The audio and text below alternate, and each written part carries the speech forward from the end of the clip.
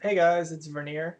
I wanted to give an example of a hand which is played from middle position, which is usually going to be a standard fold, and I wanted to go into the reasons for why I chose to play this hand. So I have a pretty good read at the table. I've got quite a bit of hands on just about everybody. Kathy JM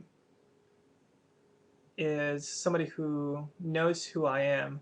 They even remarked, they said hi to me, said hi Vernier, pretty early on in the session, and they're in a couple of my tables, and they seem like a pretty solid player. Now, the two marks. Oh, the button is someone who I would classify as kind of nitty. They are playing. They're not playing that many hands, and they're really not squeezing that much. Their three-bet percentage is right around 3, which means it's pretty much for value from what I've seen so far. Tall Matt is actually one of my friends who he plays these stakes and he's definitely competent, but I don't think he's going to be trying to put any moves on me. I could be wrong, but that's just the assumption I'm going. At the time that this hand happened, he actually was playing a little bit nittier. These stats make him seem very laggy. Sizzle Wizzle is one of the marks. He is playing 35-4 and definitely just kind of playing loose passive. And so is Kynes. He seems to be playing pretty loose passive too. So for somebody who's playing a lot of hands, Ace-9 is going to play very well versus his range. They're going to call with dominated aces. They're going to call with the dominated nines.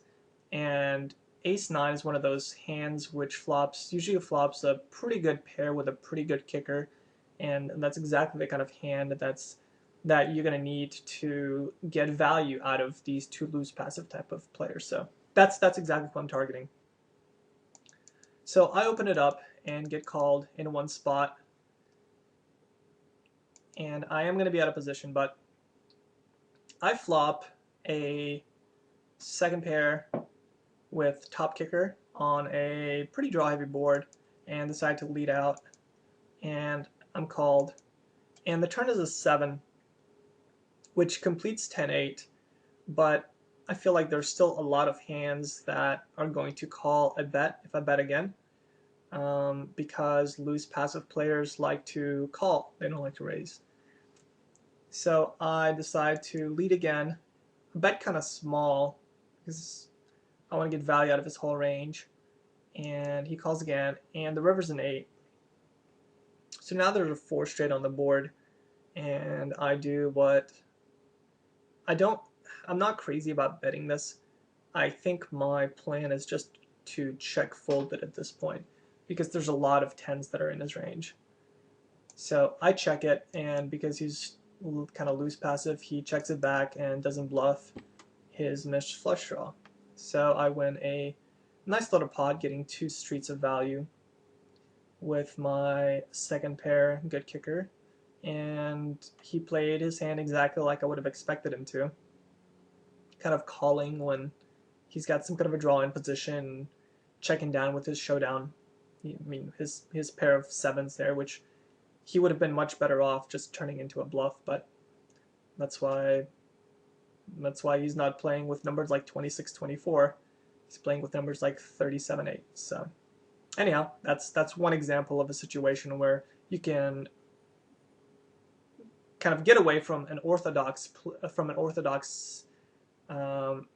pre-flop play when you've got a good read on the table and good reasons for doing so.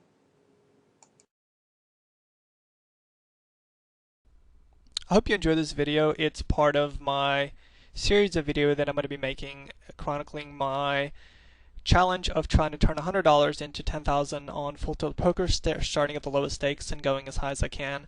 You can read more articles and watch more videos on my blog.